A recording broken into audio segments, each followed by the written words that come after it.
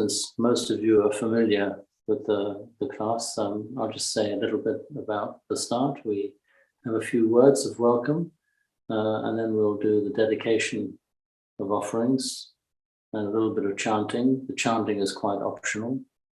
I think in times such as these, when there's so much uncertainty in the world, it's good to have some familiar ways of reorienting one's perspective. As we know, the whole Buddha Dharma is all about seeing reality for what it really is.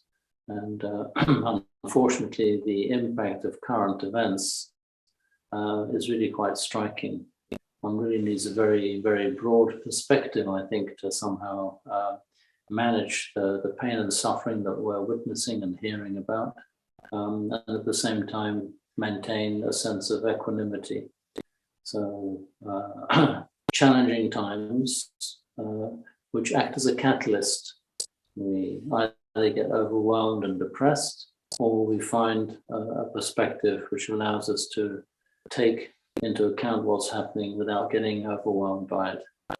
So we'll have some quiet time, which is a wonderful opportunity to go inwards and just observe this process of experience. And I'll say a little bit more about that when we go into meditation. So we'll start with the usual dedication of offerings, which is on page 18, which we'll chant in Pali. Or should we do it in English? No, let's just do it in Pali. We'll do it in Pali. Well, if it's all right, we'll do it in Pali on page 18, dedication of offerings. And then we'll go to the... I hope I'm unmuted. Can everybody hear me? Yep, good. I see thumbs up and heads nodding. Good. Okay.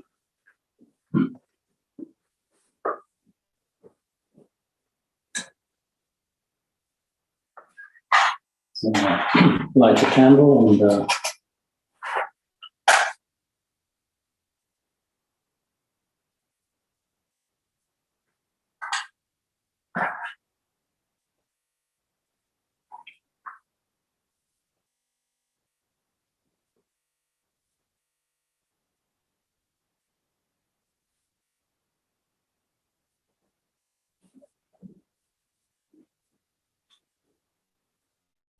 Yoso Bhagava Araham Samma Sambuddho Swakato Yena Bhagavata Dhammo Supatipanno Yasa Bhagavato Sāvaka Sangho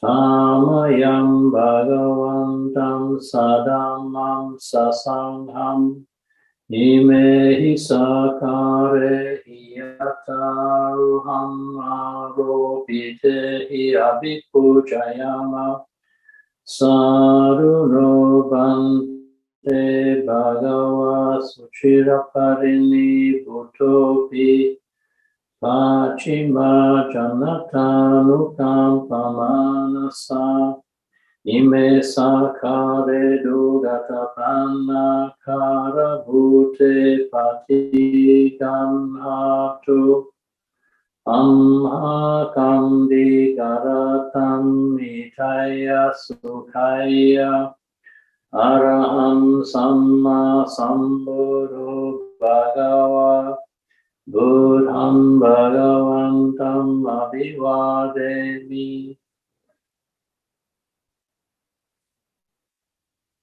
Swakato Bhagavata Dhammo Dhammam Namasami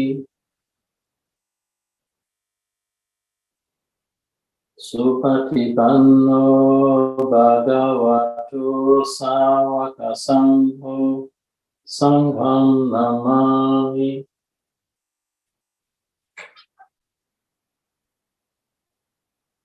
We'll just do the preliminary homage on page 20 in Pali. Thank you. Annamayam Buddhasa Bhagavato Kubaba Galamakaram Karamase Namo Tassa Bhagavato Arahato Samma Sambuddhassa Namo Tassa Bhagavato Arahato Samma Sambuddhassa Namo Tassa Bhagavato Arahato Samma Sambuddhassa. We'll go to page 128.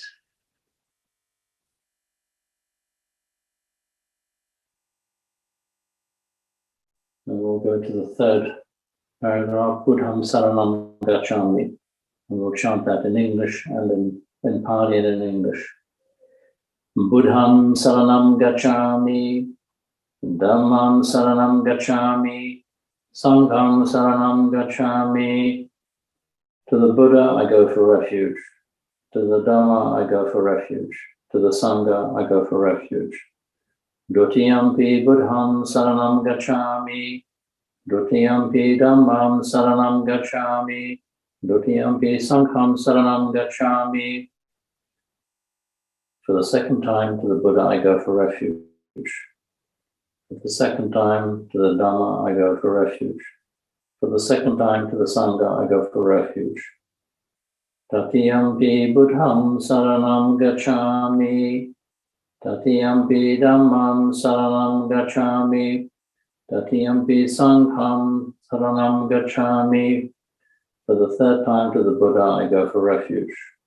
For the third time to the Dhamma I go for refuge. For the third time to the Sangha I go for refuge. And then we'll go straight to the 5 precepts in Pali again and in English. Panatipata Veramani Sikhapadam Samadhiyami. I undertake the precept to refrain from taking the life of any living creature.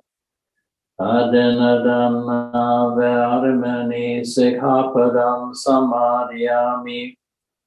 I undertake the precept to refrain from taking that which is not given. Kame sume chachara verimani sikhapadam samadhiyami. I undertake the precept to refrain from sexual misconduct. Musavada verimani sikhapadam samadhiyami. I undertake the precept to refrain from lying. Surameraya majja Amadatana Verimani Sikhapadam Samadhiyami. I undertake the precept to refrain from consuming intoxicating drink and drugs which lead to carelessness. Imani Pancha Sikhapadani Silena Siddhatim Yanti Silena Bhogasampada Silena Nibhutim Yanti Tasmat Siddham Visuddhaye. These are the 5 precepts. Virtue is a source of happiness. Virtue is a source of true wealth. Virtue is a source of peacefulness. Let virtue therefore be purified. Sadhu, sadhu, sadhu.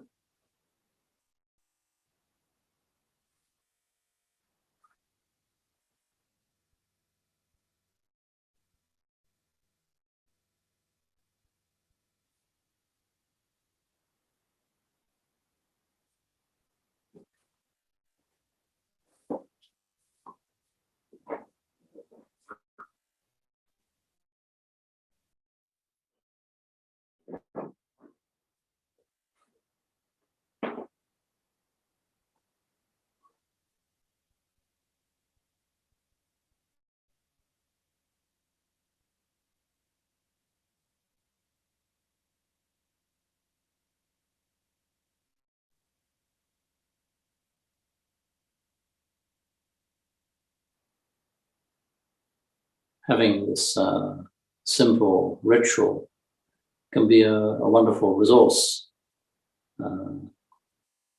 If it's done regularly, it creates a series of associations.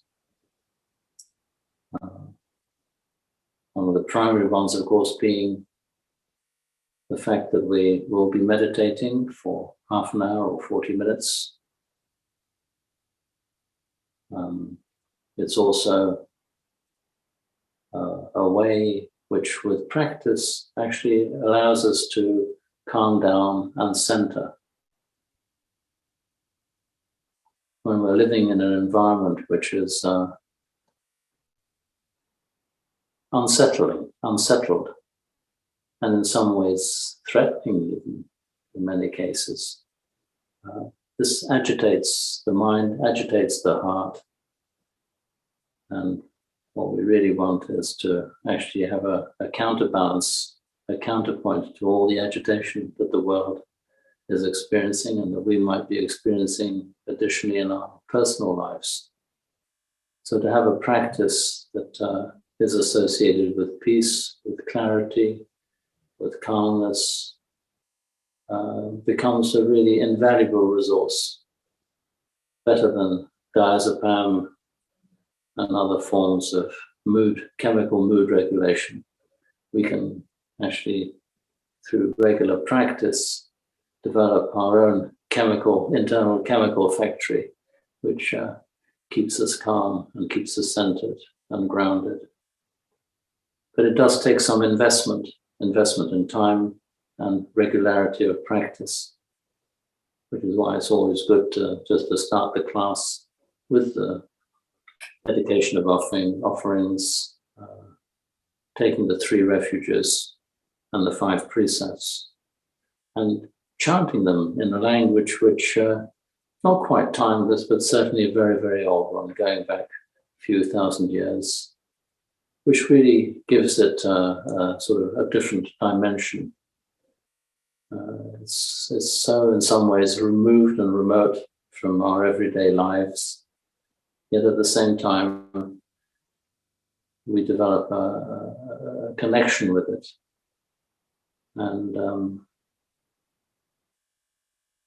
and benefit from listening to it.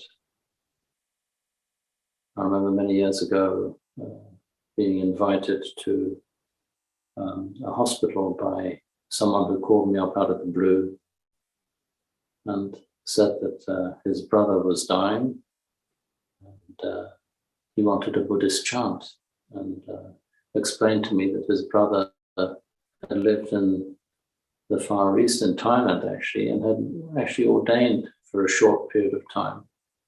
And he was dying of a complicated illness. He was quite young, I believe he was in his 40s. And he just wanted to hear a Buddhist chant. Not quite sure where they got my number from, but I ended up going to the hospital at short notice and doing my best. This was quite a few years ago. Chanted some chants which he recognized. And I realize now, in much older years, that if he had been exposed to these chants, he'd have a lot of associations with practice, with the Dhamma, in other words, a sort of transcendent perspective on life and on the teachings. And for him, in his dying days, it was peaceful and calm. It made him feel connected with something which went beyond the everyday norms of everyday life.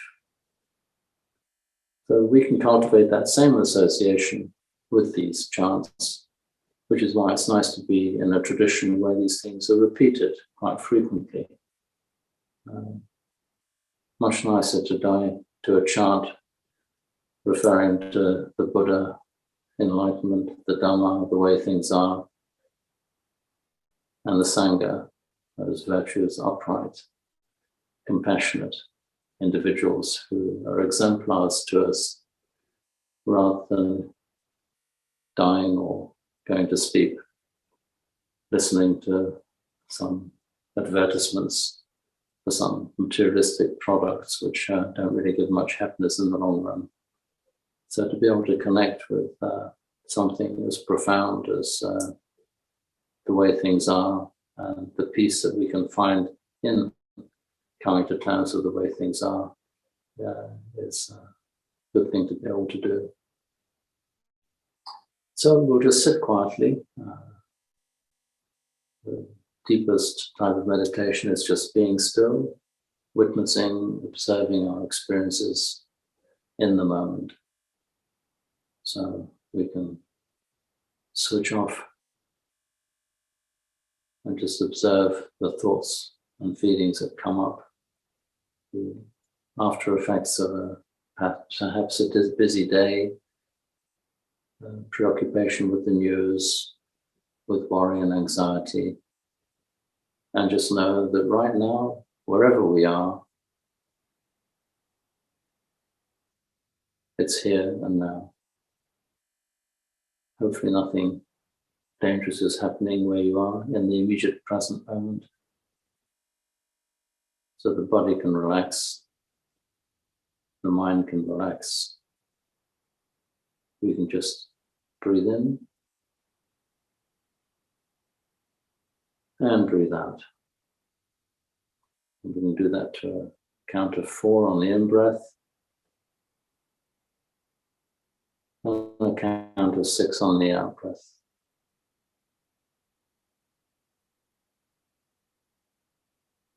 Again, a count of 4 for the in-breath, natural in-breath. And a count of 6 for the out-breath. And again, the count of 4 on the in-breath. And a count of 6 for the out-breath. Do that a few more times if you'd like to. And then allow the breathing to find its own rhythm, its own pace. Whether it's long and deep or a bit faster and not so deep. And just noticing the flow of air as it enters the nostrils, flows down the windpipe, through the heart region into the lungs, pressing on the diaphragm, centering on the lower center of gravity, as it were.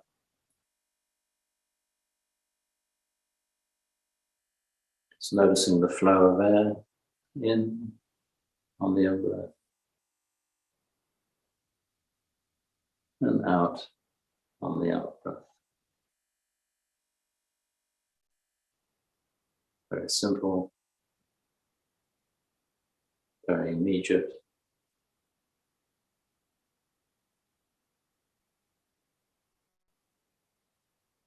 And notice just how a few minutes of sitting and breathing starts calming the mind.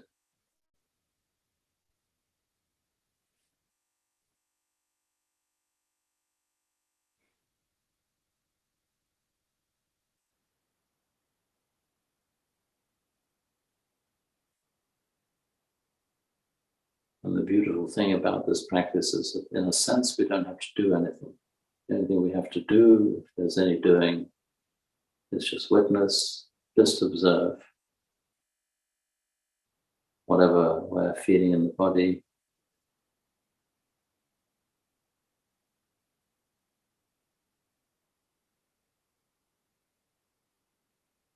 whether the feelings are pleasant or unpleasant, it doesn't matter.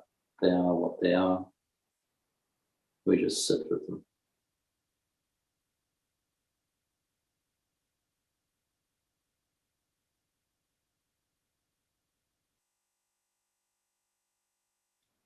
And the feelings we're talking about, of course, are the sensations on the physical level. So we're starting with the immediate body. Sensations outside, on the skin, level of the skin. And also noticing the sensations internally. Key emotional centers, the lower belly, solar plexus, the heart region, the throat region. Or perhaps some of the peripheral limbs, the hands, fists, legs. Each one of us will have our own combination of of sensations.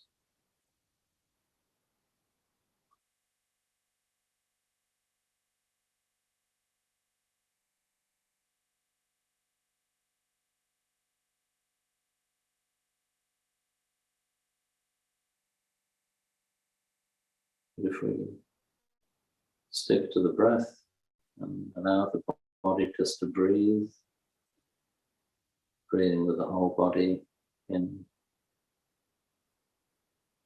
and breathing with the whole body out.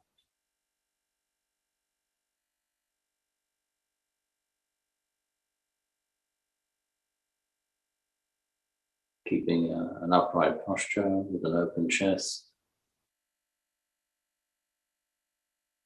which allows the lungs to expand and contract.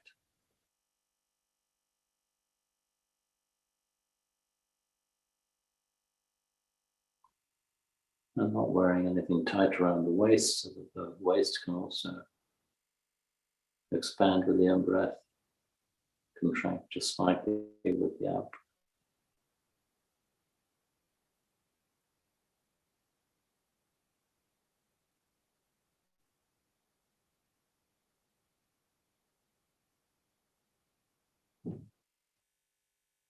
We can use our imagination.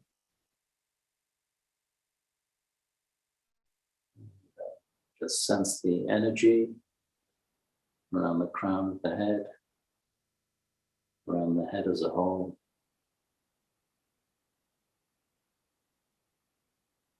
Just aware of our forehead, our temples, our cheeks, eye sockets, our jawbone. Noticing our ears, temperature in our ears. And let's envelop the whole body with our awareness.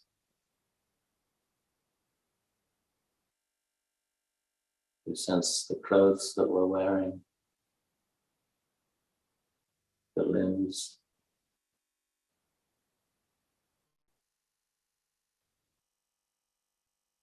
Like having a bath in awareness, bathing in awareness of the whole body.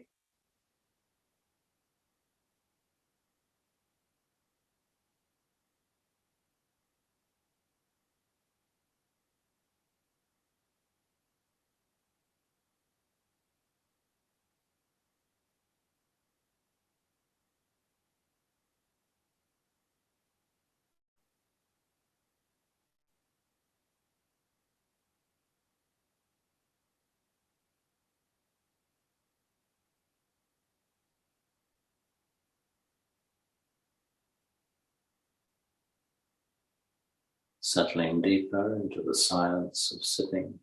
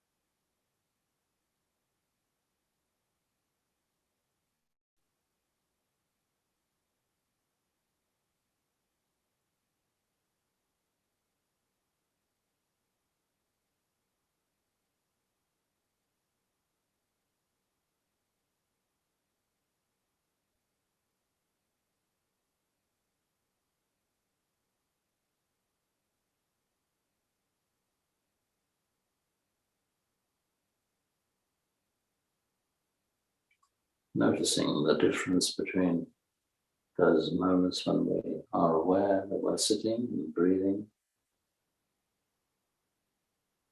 and the difference to when we drift away into some narrative or thinking process.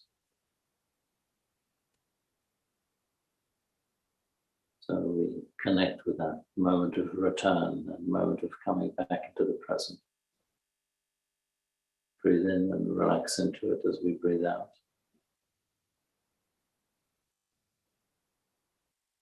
This moment,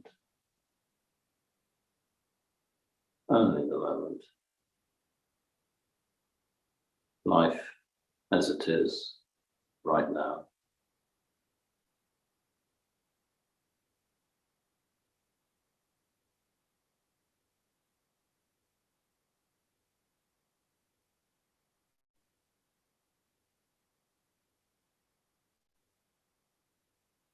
This moment, only the moment.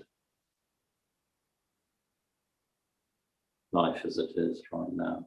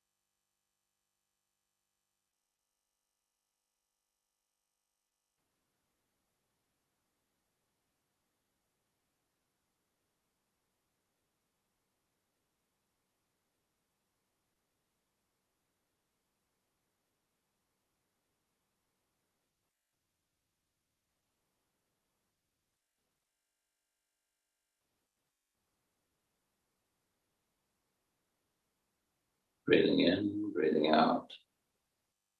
This moment, only the moment.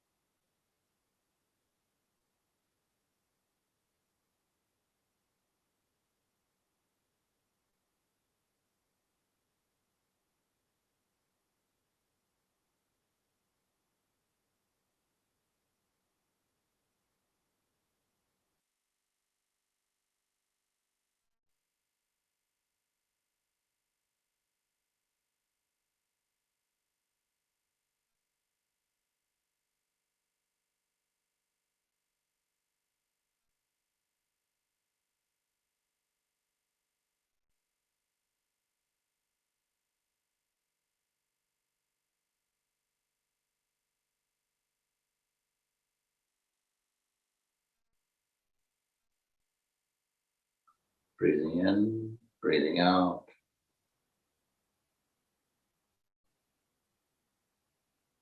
This moment, only this moment.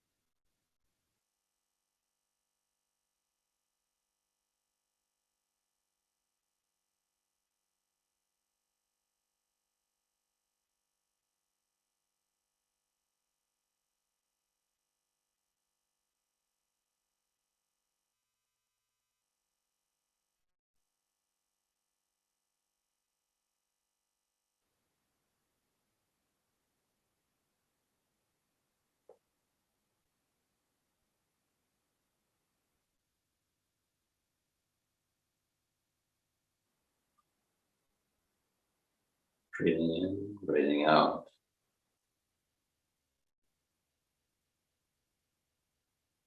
This moment,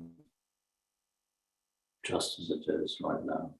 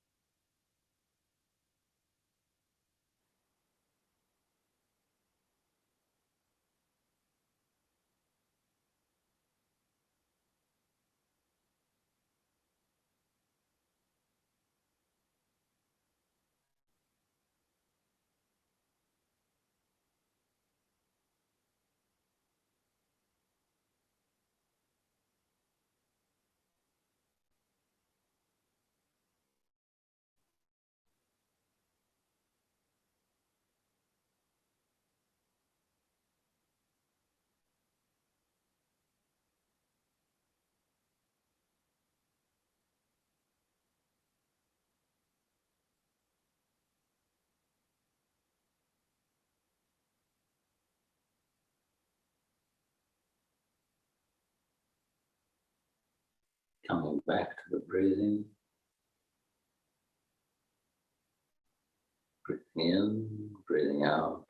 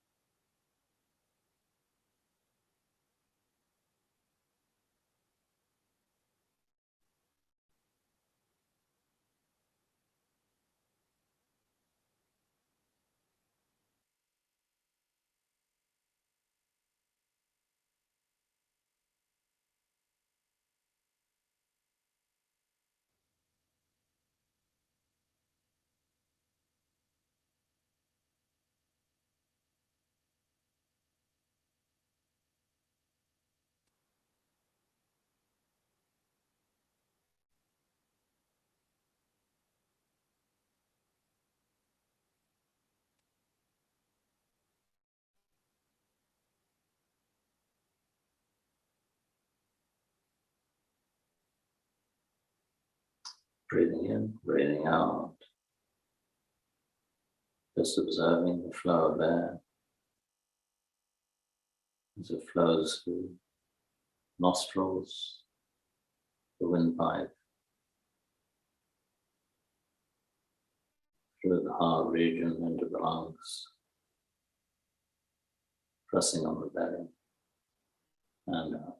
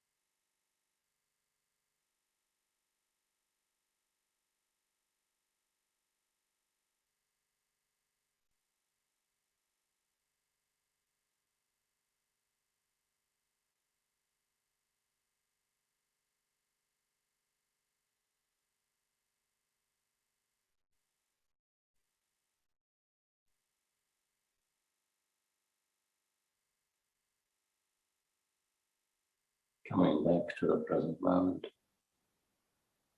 coming back to the here and now.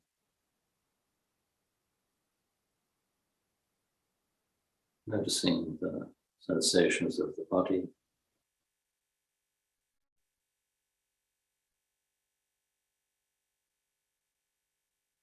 Noticing our state of mind.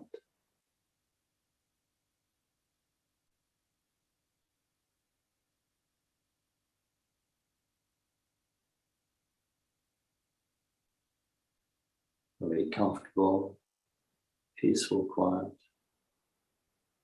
Or are we struggling a little bit?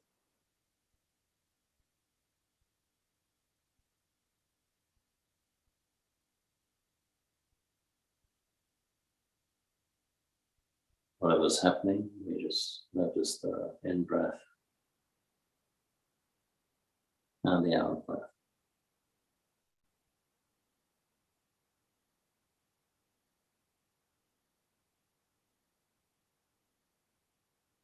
Noticing any expectations we might be harboring.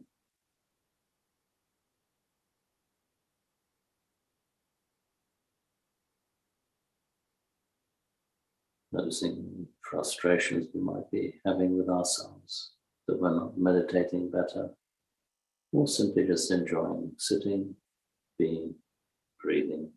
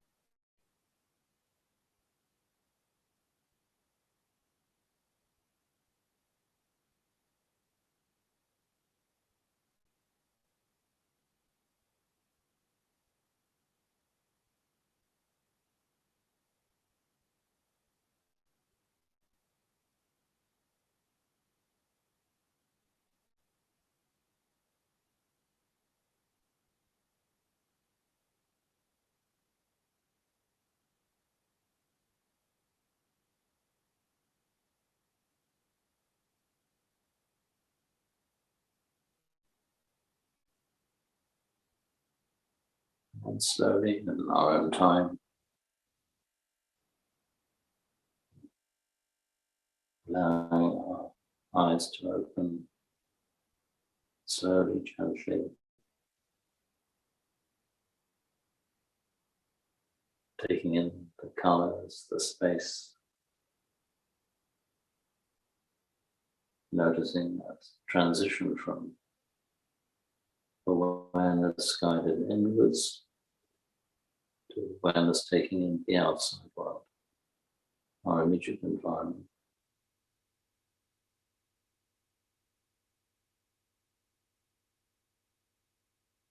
Noticing our quality of mind,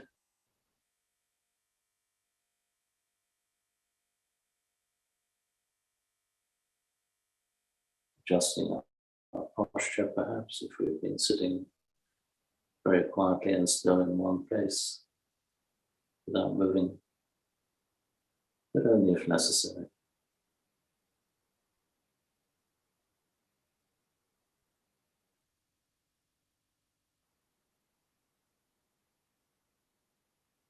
Noticing the difference of how it is to be just sitting quietly, doing nothing, in contrast to any activity we may have been involved with in the day or just preceding the class this evening.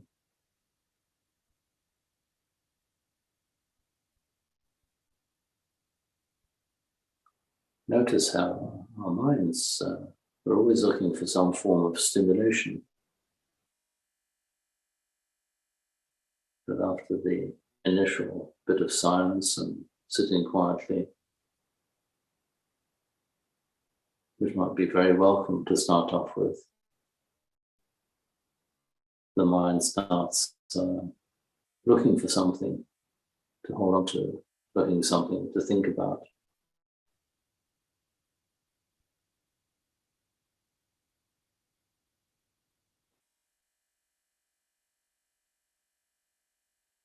So we all too easily get caught up in the same old of the mind, just looking, hunting for something to think about.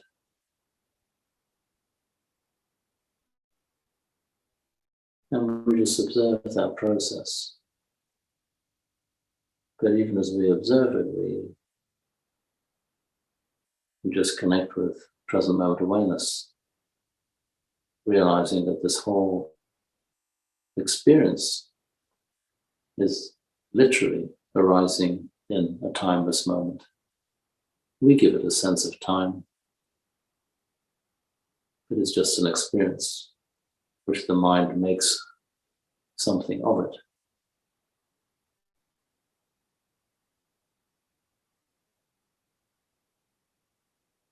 So unless we're caught up in an immediate specific drama, if we are able just to sit quietly, we can observe what the mind gets up to. We can also know that all of us, without exception, are having our individual experiences, but in a common experience of awareness.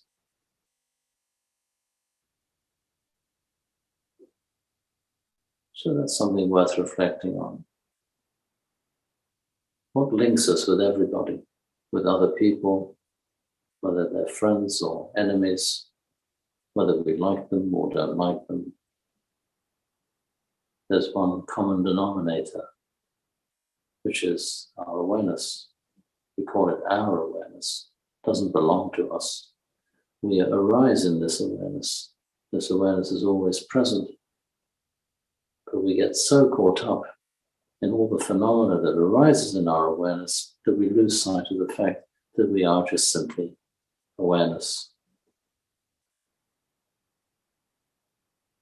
So by exposing ourselves to this experience of just sitting quietly, witnessing, observing, after a while the message, the penny will drop, the message will register. That there's only one constant, always, ever present, always already, and that's awareness. But the constant repetition of events, happenings, is all coming and going. And that's the difference between the unconditioned and the conditioned. The conditioned is all the phenomena, all the experiences, all the ideas, thoughts, states of mind that come and go. But they're all arising in the immediate awareness that is our inherent and natural. Later traditions would call it Buddha nature, our awakened mind, big mind with a capital M, in which the little mind runs around, creates dramas, creates identities, has points of view, likes and dislikes, and all of that is arising in the stillness of the ever-present moment. That's where we find a refuge which is always available.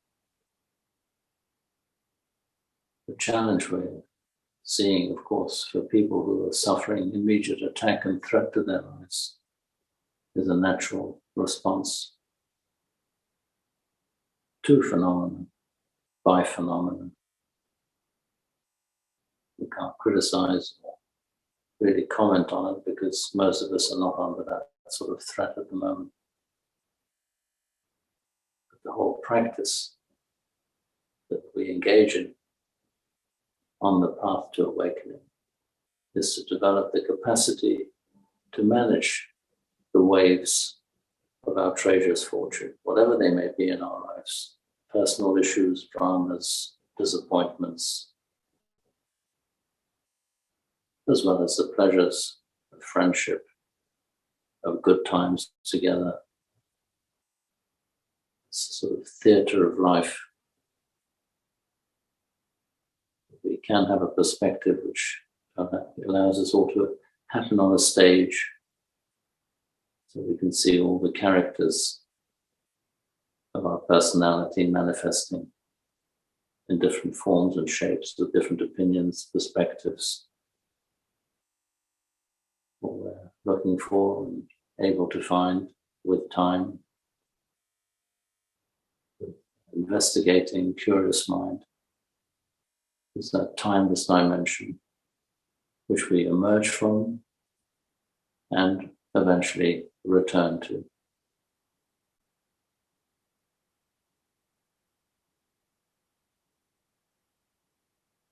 We have many versions of this coming and going. When we fall asleep, what happens to our personality?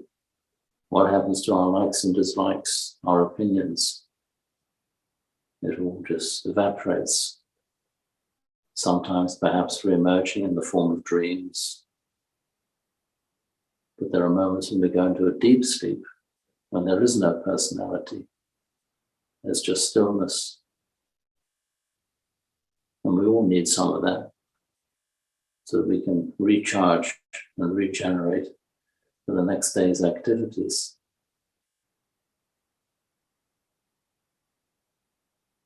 But if we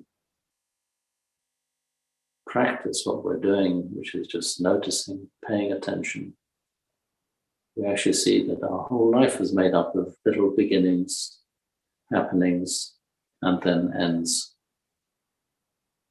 There's a cycle of becoming, of being, and ceasing. And this is happening all of the time.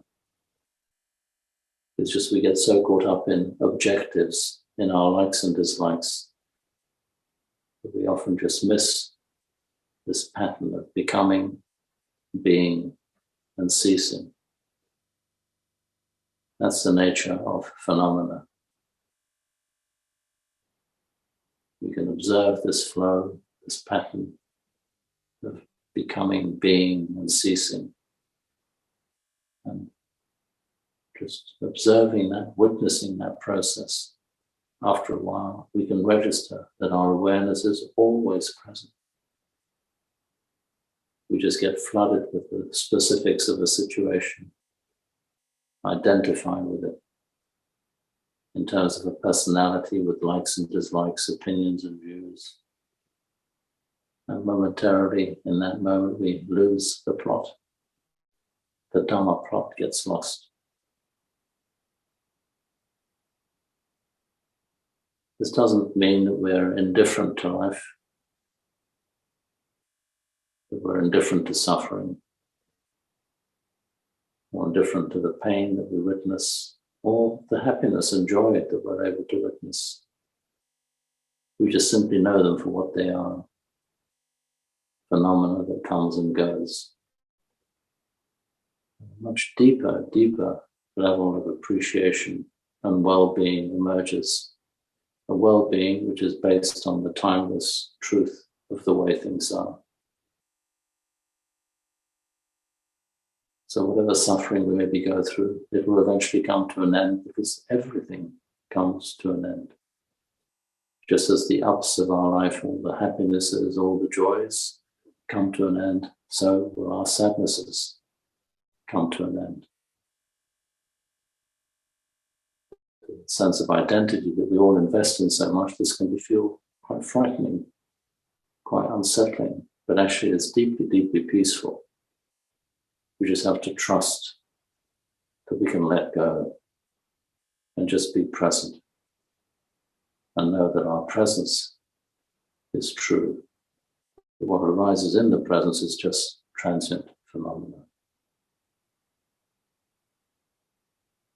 Dukkha, suffering, is not an absolute truth. It's a relative truth.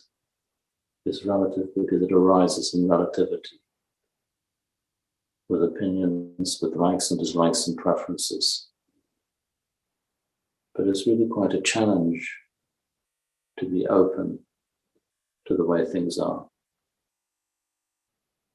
It's in most cases a gradual process of awakening that we have to come through or go through, with a lot of unexpected developments that we have very little control over.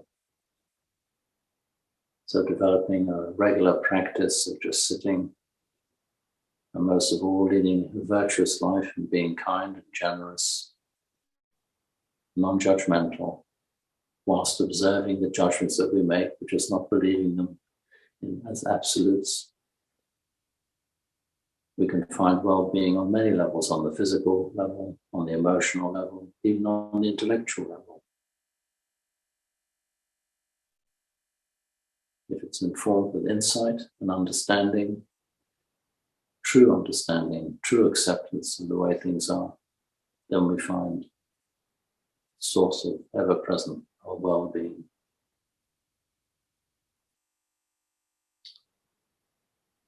So those are a few thoughts that come to mind as we sit here together.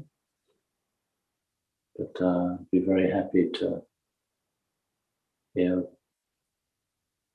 other people's experiences or thoughts or questions.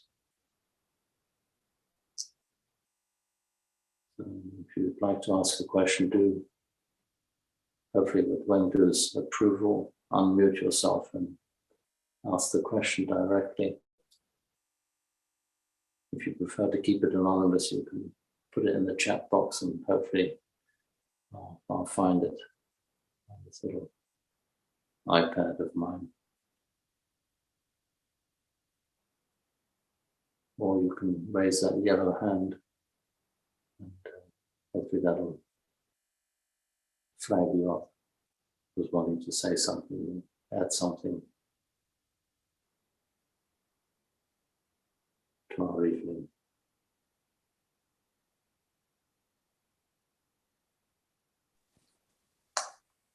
Yes.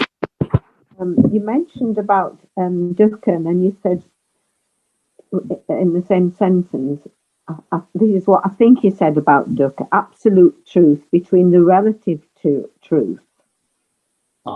Yeah. And I just wondered what you meant. Dukkha isn't an absolute truth, did you say? It's a relative truth, or I forget. Would you repeat the question again? I didn't quite catch the start of it. Well, you were talking about dukkha, suffering. Yes. Yes, I did. I said that dukkha is not an absolute truth in terms of it's just phenomena. It's an aspect of phenomena. It arises in the phenomenal world of like and dislike, in the conditioned world. It's because we want things to be different, but our want is based on not knowing the way things are in terms of actual realized knowing. We might know it as a theory, but we don't know it in practice. So dukkha is not an absolute truth in terms of a perfect truth of some kind. It's just something that we experience when conditions change, when we don't have what we want or we get what we don't want. It's really to do with the difference between conditioned reality and the unconditioned. Even all the words that we're using, all the ideas that we're operating, in a sense, just conditions. Mm. Some conditions are more conducive to understanding than other conditions. So anything is a sankhara. Any thought about anything is a sankhara. In other words, it's a formation. It's a construct of some kind, which has its existence for a moment or two, sometimes longer, and then eventually dissipates. Mm. But absolute reality, if one wants to use that sort of language, which can be misinterpreted, goes beyond the conditions. It's the unconditioned. And our awareness, and I say our awareness, even that is a falsehood, it's not our awareness, where this whole experience is happening is unconditioned. So awareness essentially is unconditioned reality, or it's unconditionally real. It's just the isness. So there's no sort of thought process involved. Thoughts arise in awareness, they come and go in awareness, but the knowing is directly, immediately apprehended. And it's an apprehension of all this phenomena. And it's basically teasing apart the difference between the two, even initially on the intellectual level, that helps us get a different perspective on what we experience. Right now, you're listening to what I'm saying, and I'm hearing myself speak to you. Well, you know that that's happening. You don't need anybody to tell you that that's happening. When we're talking about something that we're experiencing, but the experience itself is just immediate. And it's always present, whether we're happy, unhappy, sad, thinking, not thinking. There is that immediacy of the moment, because reality, from a phenomenological perspective, is always what's just right now. But if we look at whatever's just right now, it's just changing phenomena. Our thoughts come and go, our feelings come and go, the objects in our room, even as we're sitting in a nice room, perhaps, I hope. We're seeing it. It's changing. There's nothing fixed to it. It might appear fixed because there's a solid floor, but there could be woodworm in the floor. We may be looking at a nice carpet. Moths may be having a feast, even as we sit here looking at the carpet. There's stuff happening all the time. So if we froze time for a second, it'd just be stillness. Well, that stillness is there all the time. Our witnessing is witnessing from a place of stillness. When we think about what we're experiencing, we're creating mental activity, but we know that we're experiencing mental activity. So to that lovely quote of Ajahn Sumedho's based on the Dhammapada is, the past is a memory. The future hasn't happened yet. The knowing is now. The knowing is now. It's a knowing with a capital K of just how it is right now. So our meditation brings us again into this moment of now. And the moment of now is always present, but what's happening in the now is always changing. I hope that makes sense. Thank you. If it does, that's great. I see someone's just put something in the chat. Let me just see what's that.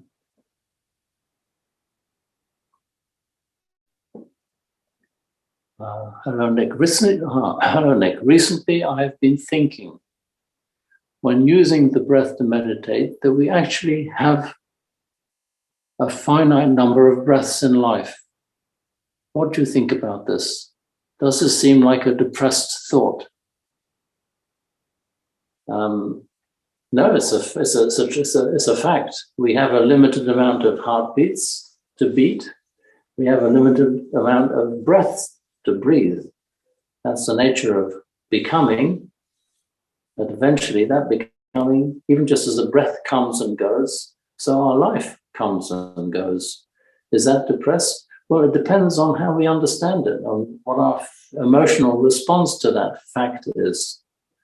From the point of view of ourselves who want to, we like to sort of have this idea that we're going to be around forever, unless we're in a lot of pain, when of course we may wish something quite different. But if we're healthy and well, we sort of don't really take the end of our life seriously into account. But if we observe the body, and anybody who's a little bit older will know that the body starts falling apart at some point. Well, when we want a body to stay young forever, then yes, it's depressing and sad to think that the body will eventually fall away. But it depends on one's perspective. The fact is it will fall away. If we're worried about our body dying, us having a final breath or a final heartbeat, well, that just adds worry to life. But it doesn't change the fact that eventually we will have a last heartbeat and we will have a last breath. The question is, will we be accepting of this? Will we be able to accept our last breath? Will we be accepting our last heartbeat? Instead of seeing it as a threat, we could see it actually as a release. We could see it as an end to this relentless cycle of having to deal with the flow of phenomena, because it takes a lot of effort to look after a body. It takes a lot of effort to feed it, to clothe it. We have to navigate this constant flow of changing phenomena, and it's really quite tiring. If you talk to elderly people, they'll often say, gosh, this has been going on for so long, and you see it in their faces and you see it in their bodies. We've had enough. Time to end. So actually, the last breath and the last heartbeat can be a great release, a great relief. It can actually happen quite peacefully. If you've been with someone who's dying, some people fight the dying process, but some people accept the dying process. And something miraculous happens. When we accept the way things are, there is peace. So I wouldn't say that it's a bad thing. It's just the way it is. And can we be with the way things are? That's our challenge. So if that answers that question a little bit, or goes some way to answering it. But what do we do know? We do know that life can be very rewarding, can be very fulfilling. Being generous, being kind, without expecting anything in return, allows us to have a sense of well-being, because we know from all sorts of studies that being generous, being kind, being friendly, the world tends to reciprocate. Not always, but at least we don't have the burden of carrying negative emotions. We know that negative emotions release all sorts of toxins in the body. It's stressful being negative. It's far healthier to be accepting and positive and kind. So if we look at the Buddhist teachings, yes, all these wonderful practices of metta bhavana, cultivating loving kindness, they're psychologically really, really very, very sound. It's much nicer. From our own experience, we know that being with someone who is friendly and kind is a much nicer experience than being with someone who's either depressed or mean or selfish or unfriendly. So we actually do have some choices in the range of choices that we do have. And one of them is to be nice to other people, to be kind, to do unto others as you would have done unto yourself. Right? Sort of a universal truth.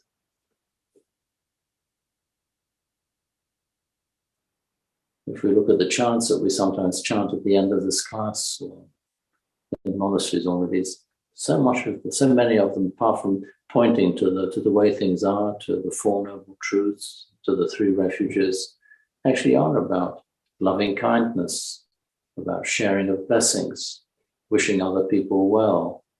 So this whole practice is about encouraging reflection, but also cultivating qualities that are conducive to well-being, and that at the same time, and not sort of cloud cuckoo, but actually aligned with this investigation that in one way or another we're all engaged in. We all want to be happy. It's a question of where do we look for this happiness? How do we look for this happiness? What are the criteria of our happiness? These are questions for our sort of self-examination, this process of investigating, which is key. It's the second factor of enlightenment. There's mindfulness, and there's just simply being aware. And then there's investigation and inquiry into what's going on here. Well, we do this quite naturally, but it actually can lead to some wonderful answers. And hopefully events such as this, or going on retreat or hearing other teachers, just makes one pause and reflect and sort of tap into one's own understanding, so that this theory to start off with sort of gets digested and eventually becomes something, yes, I know this to be true. It's a nice place to be, to know a little bit more and accept things the way things are. It gives one a sort of a centered place from which to live life.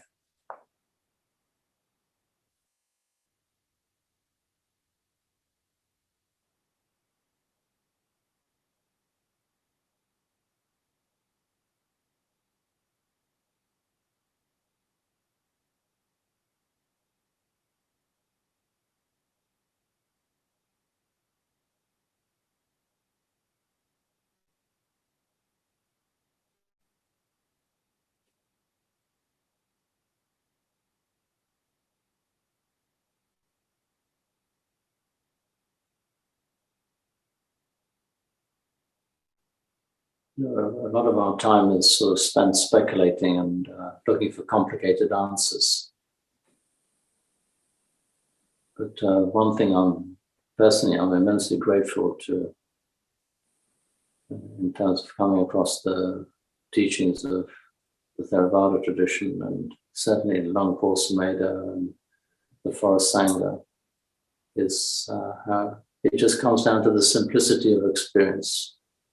You know, the Four Noble Truths, starting with the first one, which is what? It's dukkha. There is suffering. There is unsatisfactoriness. It's not a universal statement, it's just a statement of fact, which each one of us can relate to very immediately. And this experience of dukkha has to be understood, should be understood, is there to be understood. Understood means what? Not just thought about, experienced. And the amazing thing about meditation practice, about this reflective process that we're engaged in on the Buddhist path to enlightenment, is that actually accepting, understanding, truly standing under the suffering of dukkha or the experience of dukkha, something happens. We change as a result of it. Not in terms of being, not in the sense of being overwhelmed by it, because we can only accept the truth in small increments. We can't accept the raw truth very easily because it's too drastic, it's too abrupt, it's too shattering for our normal frameworks of reference. So just sitting with discomfort, sitting with the sadnesses of life, and just allowing ourselves to experience them physiologically, the actual discomfort of pain, of suffering, of unsatisfactory states of mind. Something happens. It's really quite extraordinary.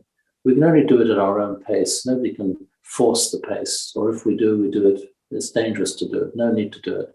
Just experience the disappointments of life. Allow ourselves to experience the disappointments of life. Something happens. There's a churning often in the gut, in the heart, in the head. We resent it, we try and fight it, we try and change it. But essentially, if we allow ourselves to accept it, and it's a gradual process, something happens, something loosens up. And as we loosen up, we become more accepting. It doesn't mean that we lose our capacity to discern what's good and what's bad, what's right and what's wrong. Because this inner transformation is literally on an adaptive, emotional, physiological level, and awareness allows it to happen. Just being with it. So if we are having a so-called uncomfortable or painful sitting, just sit there for as long as you can. Breathe in, breathe out. Observe how the mind makes it worse than it actually is in most cases.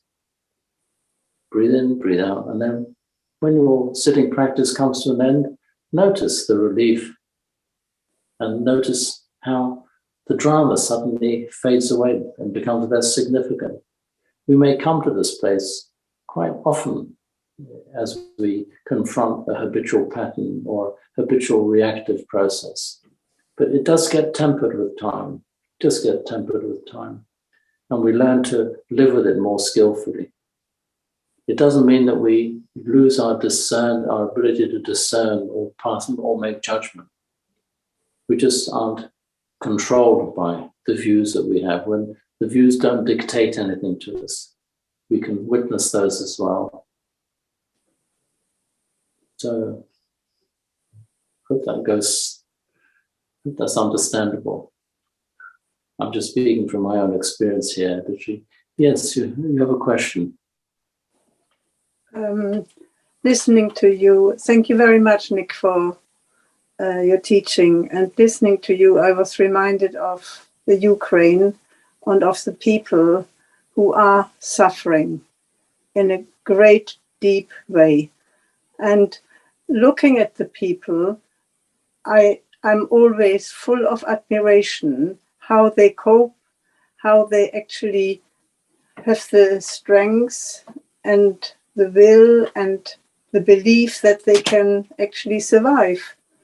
And get through this terrible, terrible thing that is happening to them without any reason or any, there is no reason why they should suffer in such an incredible way.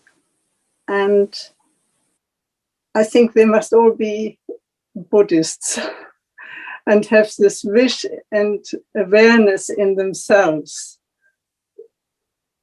that gives them the strength and makes them think, yes, we can survive this. So it makes it easier to listen to you and put it into context with what's happening outside. Thank you. Thank you. Thank you. Yes, it's very difficult for us to comment really on the outside. We're not going through what they're going through. Yeah. It's heartbreaking. But what I thinking about what's going there and what the implications are, it does make one think, that as awful as it is, and I don't want to in any way minimize the awfulness of what so many people, children, old people, families are going through. It's the nature of the world. This has been going on for centuries. It's just happening much closer to home for many of us. Yeah. In Europe. We have echoes of the Second World War, the transgenerational trauma is still affecting us here when we're not immune to it. We actually have all these basic memories, which are sort of collective as well. Yes. And it'll be triggering all sorts of, acting as a catalyst and activating many memories that we are not even our own, but probably our parents or our country's traumas. So it's not about, I'm not trying to normalize it in any sense, or as I say, diminish it. But the fact is, suffering of that intensity is a profound wake-up call. It's a wake-up call. What are the values that I'm living my life by? My life could just go like that.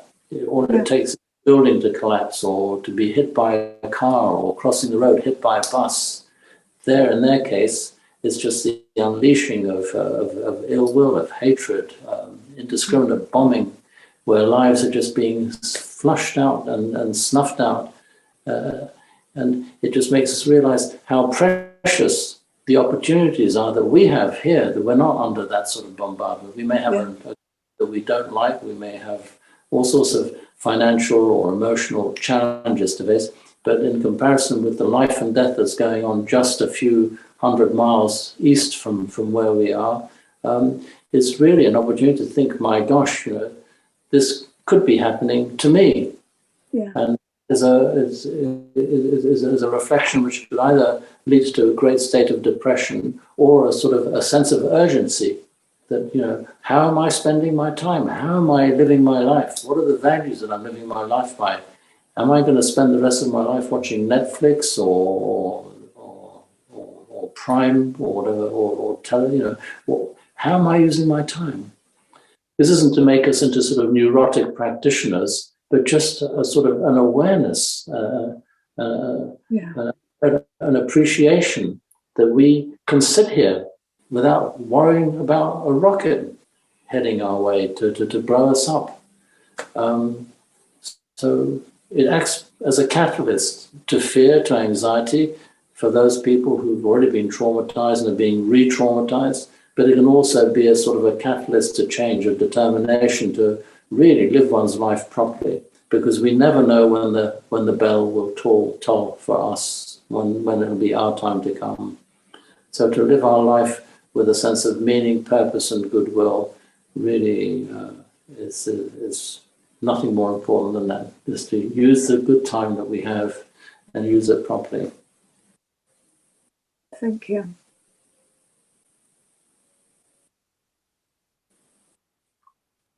See if there's any more questions in the chat.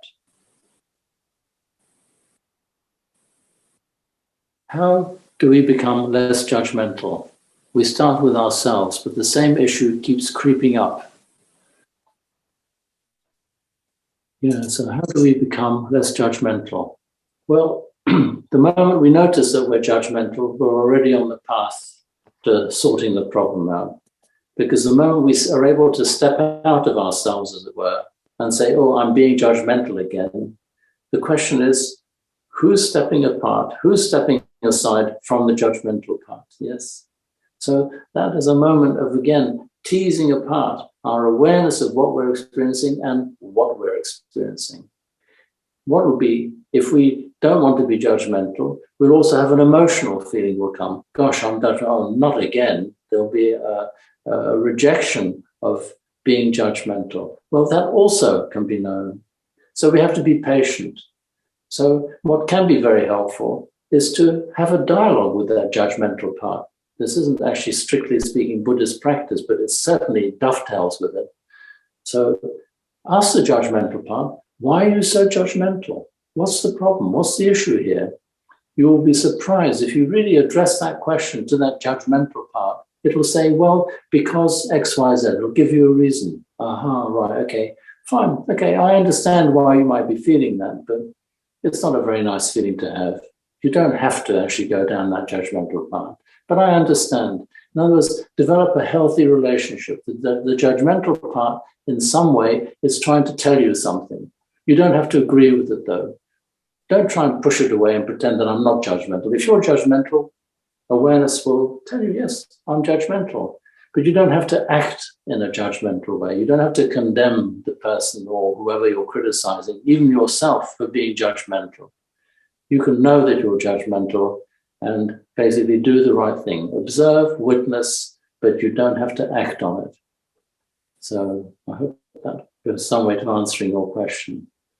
Yeah, it's you're actually learning about an aspect of your personality which isn't a very nice one, perhaps, which doesn't allow you to feel good about yourself. Well, just sit with the discomfort. Just accept the discomfort, and that way you'll become less judgmental. I hope that there's some way to answering your question.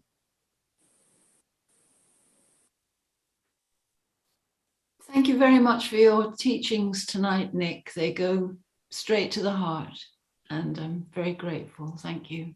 Oh, thank you. Thank you. I'm not quite sure what time it is, whether we're running late or not. 50s, we've got 4 minutes to go. Right, I think it might be nice to end on a chant. I think the chant I'd like to do is do a sharing of blessings. I think that's the one I want.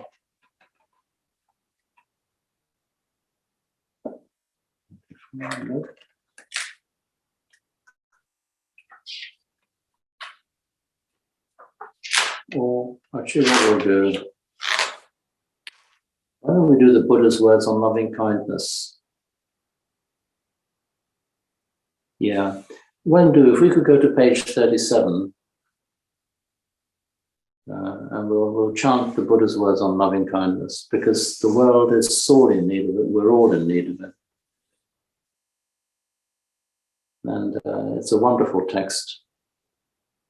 This is based on a sutta, on a teaching given by the Buddha on loving kindness.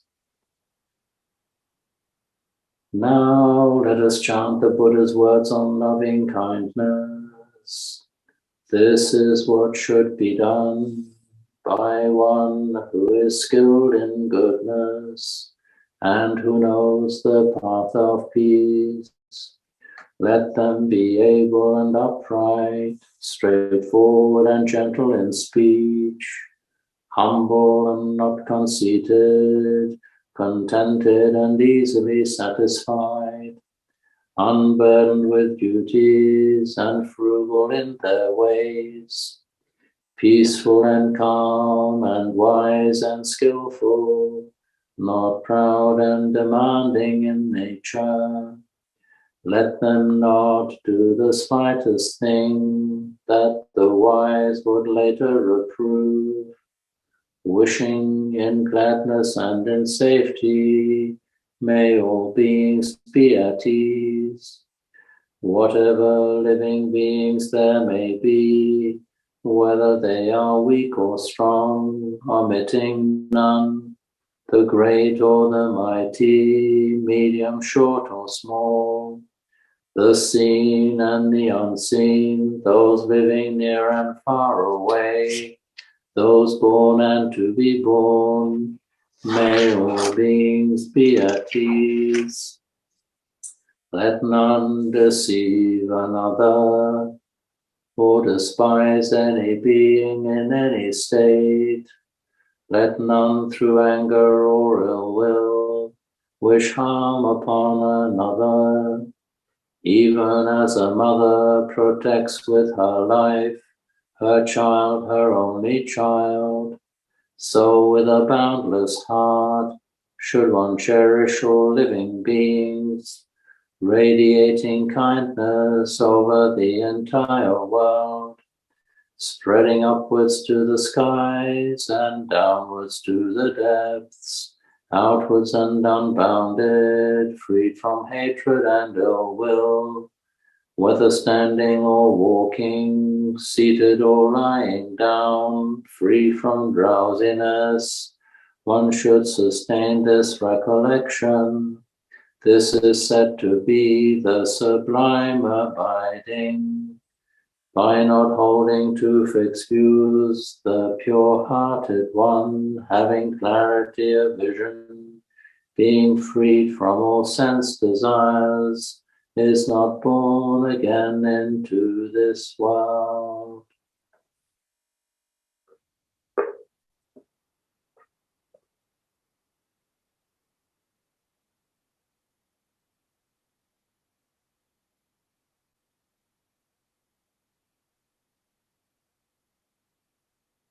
If you have the time and opportunity, it's nice to learn some of these off by heart. I learned a lot of these off by heart when I was driving to and from work, commuting. I'd sort of listening to the radio in the car in the traffic jam. I'd see if I could remember the chant, and I actually know some of them off by heart, and they just have a nice message to convey. And I try and run a few times a week, and when I go running to the rhythm of the running, I often chant these chants as well. What it does, basically, it allows the mind to sort of just stay with words that are uplifting, that are true, that are kind, that are good, and hopefully just by repetition and being in that field, that energy field of kindness and of goodness and reflection, that hopefully just permeates the whole mind-body system, and then and that will then find expression in the little interactions of every day, whether it be talking to someone in a shop or just saying hello to someone whom one may be meeting for the first time, so that we sort of become our little field of good energy for other people. So a little bit of homework for you to chant.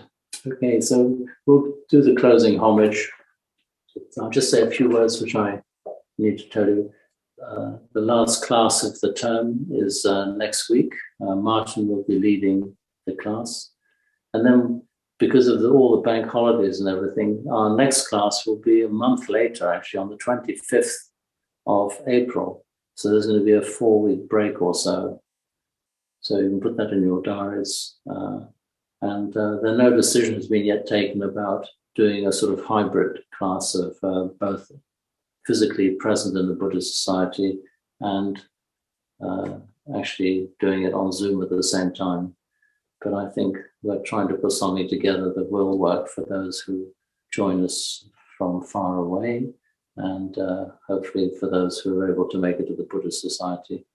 So this expansion in numbers and access of more people will continue to be enabled.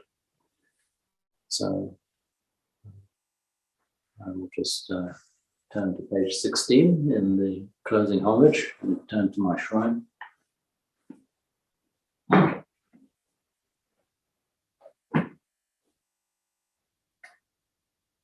Araham Samma Sambuddho Bhagava, the Lord, the perfectly enlightened and blessed one, Buddham Bhagavantam Abhivademi.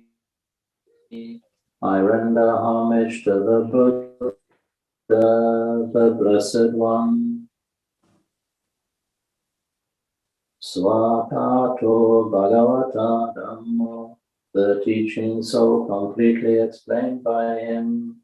Dhammam Namasami, I bow to the Dhamma. Supatipanno Bhagavato Savaka Sangho, the Blessed One's disciples who have practiced well. Sangham Namami, I bow to the Sangha.